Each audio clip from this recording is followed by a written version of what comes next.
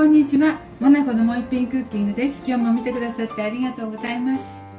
今日はね、椎茸のマリネしたいと思います。椎茸がね、安かったですよ。これで200円ちょっとだったので買ってきました。これで作りたいと思います。はい。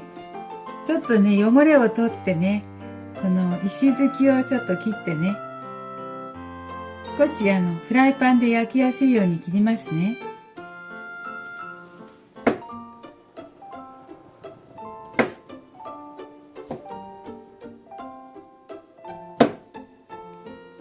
適当な大きさに切りますね。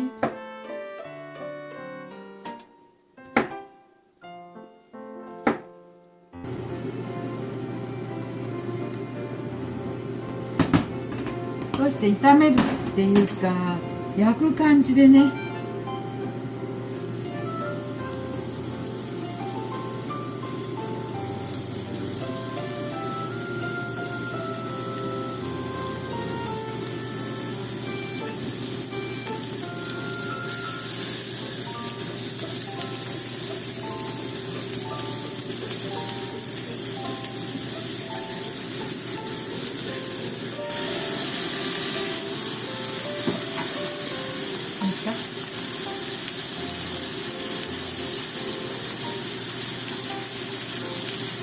焼き目がついたらひっくり返します。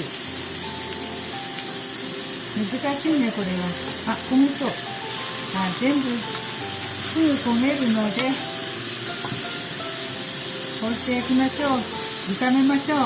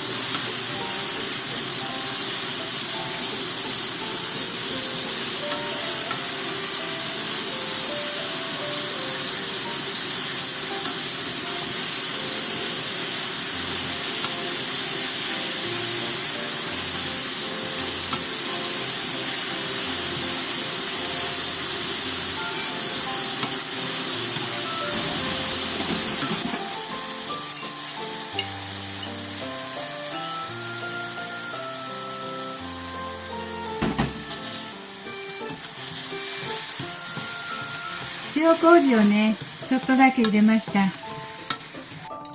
はい、椎茸はね、塩麹小さじ1杯ほどです。ちょっと軽く味付けました。塩気を。で、これは酢大さじ3杯とオリーブオイルが大さじ2杯。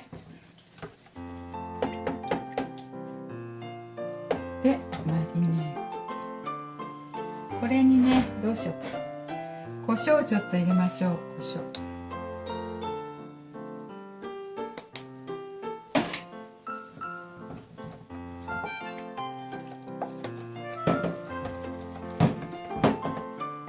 そして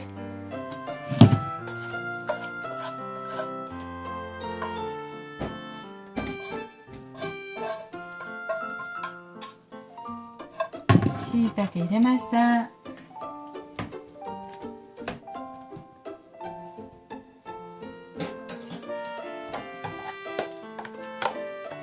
そしてネギをちょっと入れます。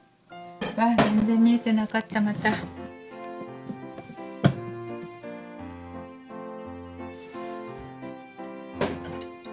はい、酢大さじ3杯とオリーブオイルが大さじ2杯入れましたよ。そして胡椒も入れましたよ。